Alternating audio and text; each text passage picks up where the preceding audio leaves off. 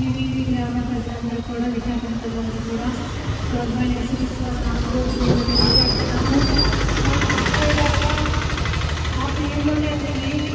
మంచి శుక్రవారము ఇది ఒక పరిస్థితులు మాత్రమే కాదు కానీ మన పట్టణానికి రాష్ట్రానికి దేశానికి ప్రపంచానికి మంచి శుక్రవారం. హల్లెలూయా. ఎందుకంటే యేసుక్రీస్తు ప్రభువు మానవునిగా అవతరించి 25 సంవత్సరాల క్రితం మానవునిగా అవతరించి మన శిక్షణ మన ద్వారా నెరవేరుస్తూ రక్తం పట్టి మార్చేసినటువంటి దినం ఇది. హల్లెలూయా. కాబట్టి ఈ యొక్క దినం ఎంతో విలువైనది, శ్రేష్టమైనది, అమూల్యమైనది. ఈ దినాన్ని జ్ఞాపకం చేసుకున్న మరి ప్రతి ఒక్కరిలో ప్రభు వివిధ ఆశ్చర్య కార్యములు కలుగజేయగాక. ఆమేన్. మరి యేసుక్రీస్తు ప్రభువు ఏం చేశాడంటే మరి ఆయన పాపలను రక్షించడానికి వచ్చింది. అసలు పాపి అంటే ఎవరు? పాపం ఎలా వచ్చింది? పాపులు ఎవరంటే ఈ మనుషులే. మరి మంచి మాట నీతిమంతులు యువకులు అందరూ కూడా పాపులేనంటారు. మనము అవన్నీ అనుకునేదాన్ని పాపం కావాలని చాలా మంచిదని కదా ఎందుకు పాపం ఎందుకు అనేది కాచాలని. కానీ మనము జన్మ కర్మ పాపం అంటాం. మరి పాపం మనిషిని బంధిస్తుంది. అదేవిధంగా బంధించడం మాత్రమే కాదు కానీ శాపాన్ని లేదా అశాంతిని, రోగాన్ని, మరణానికి దారితీస్తుంది. చివరికి చనిపోయాక మనము ఎక్కడెక్కడ తెలుసుకోవాలి. మొట్టమొదటిగా నేను లేదా ప్రజలందరూ పాపాన్ని గ్రహించాలి. రెండోదిగా చనిపోయాక ఎక్కడికి వెళ్తాము? చనిపోయాక ప్రతి ఒక్కరు కూడా క్రైస్తవులు మాత్రమే కాదు కానీ భూమిలో ప్రతి ఒక్కరు కూడా 2 స్థలాలకు వెళ్ళాలి. అదేంటో తెలుసా? స్థలాలు ఏంటో తెలుసా? ఒకటి పరలోకం, 2 నరకం. పరలోకంలో సంతోషం ఉంటుంది, ఆనందం ఉంటుంది, అక్కడ గొప్ప వెలుగు ఉంటుంది. హల్లెలూయా. అదేవిధంగా నరకంలో అగ్ని, వేదన, దుఃఖమే, పండ్లు కొరుకునే ఉంటుందట. అయ్యో అమ్మ బాబో ఎందుకు ఇక్కడికి వచ్చానా అని చెప్పి యాతనే ఉంటానట. అది ఎంతవరకు 5 సంవత్సరాలు 70 సంవత్సరాలు మాత్రం కాదు కానీ మరి ఆత్మకు అగ్ని, ఆత్మకు సాగు. యుగ యుగాలు కూడా ఉంటే పరలోక రాజ్యంలో ఉండాలి. యుగ యుగాలు ఉంటే నరకంలో యాత్ర పడుతూ ఉండాలి. అయితే మనమందరం కూడా పాపములో పుట్టి జీవించి మరణించి ఆ యొక్క నిత్య నాశనానికి లేదా శాపాన్ని అనుభవిస్తూ మరణించి నాశనానికి వెనుక యేసుక్రీస్తుకు ఇష్టం లేక ఆయన సృష్టికర్తే మానవులుగా కుమారులను భూమికి అవతరించారు.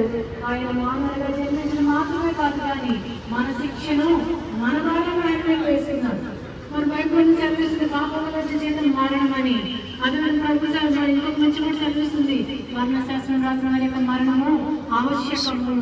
మరి ఆయన ఏ సృష్టికర్తే దేవుడైన దేవుడే యేసుక్రీస్తువే మన కోసం మానవులుగా అవతరించారు. మన కోసం కలువరిసిన రక్తము కాచారు, తిరిగి లేచారు ఆయన. హల్లెలూయా. ఆయన మరణించి సమర్పణ లేదు కానీ 3వ రోజు మృత్యుంజయ తిరిగి లేచారు. అయితే ఈ సత్యాన్ని ఎవరైతే నమ్ముతారో, ఎవరైతే విశ్వసిస్తారో, ఎవరైతే అంగీకరిస్తారో అలాంటి వారికి ప్రతి పాప శాఖ అనుభవించి విడిపిస్తుంది. పాపని ఏ ఒక్కరు మార్చలేరండి. మన తల్లిదండ్రులు మార్చలేరు, మన బంధువులు మార్చలేరు, మన స్నేహితులు మార్చలేరు, అధికారులు ఈ లోపల చట్టం ఏది కూడా పాపని మార్చలేదు. హల్లెలూయా. ఒక క్రీస్తు ప్రేమ మాత్రమే, యేసు రక్తం మాత్రమే, దేవుని వాక్యం మాత్రమే, దేవుని ఆత్మ మాత్రమే ప్రతి బంధనాల నుంచి మనకు విడుదలిస్తుంది. అందుకని లోకస్వార్థ బైబిల్లో ఒక మంచి మాట ఉంటుంది. యేసుక్రీస్తు బంధువులైన వారిని విడిపించడానికి వచ్చారట. హల్లెలూయా.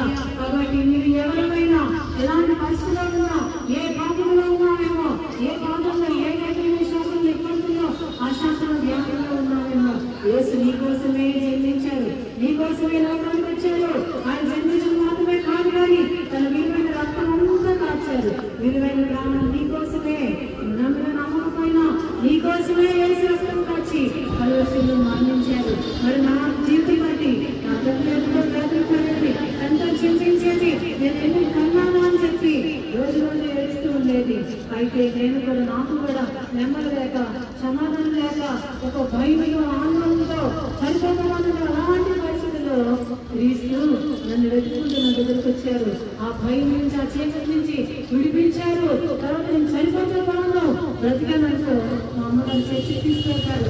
బ్రతికాను నెమ్మది లేదు, అశాంతి అని చెప్పి చనిపోవాలనుకున్నప్పుడు ప్రభు నన్ను లేదు. నాతో మాట్లాడి నువ్వు చనిపోవాలనుకుంటున్నావు, చనిపోతే మనుషులు వెళ్ళిపోతావు, అదిలో కాస్తావు, ఎవరి పడతావు, అని చెప్పి నాతో మాట్లాడి నన్ను రక్షించి నన్ను తన బిడ్డగా చేస్తున్నారు. అయితే నా జీవితంలో ఎన్నో కార్యాలు చేశారు. ఒక పాపం జీవితం మాత్రమే కాదు కానీ ప్రతి దారి నుండి శాంతి నుండి భయపడించాలని వినిపించారు. ఈ మధ్యలో అదేవిధంగా కొంతమంది ఆశీర్వాదంతో ప్రభుని నన్ను నింపారు. అదేవిధంగా ఈ మధ్యలో రీసెంట్ గా 4 నెలలు అయిందనమాట. 4 నెలల 15 రోజులు వస్తుంటాను, 10 రోజులు 15 రోజులు. మరి నేను చనిపోవలసింది మీ మధ్యలోకి, మరి నేను రాక మరి చనిపోయి ఎక్కడో ఉండవలసింది, దేవుడి రాజ్యంలో ఉండవలసింది. అది 10 గంటల సర్జరీ అనమాట. నా పక్కనే ఉండి లోక జ్ఞానం ఇచ్చి చక్క సర్జరీ చేయించి, ఇప్పుడు సర్జరీ అంటే అసలు మేజర్ రిస్క్ అలాంటి భయంకర పరిస్థితిలో కూడా ప్రభు నన్ను లేవనెత్తి మీ మధ్యలోకి నడిపించారు. నేను కార్లో ఆటోలో బైక్ లో కాదు కానీ ఎక్కడ డాబా నుంచి మరి కుటుంబ పోలీస్ స్టేషన్ నుంచి మీ మధ్యలో నడుచుకొని వచ్చాను. వేసే భక్తులు శక్తిమంతులు ఆయన మనకు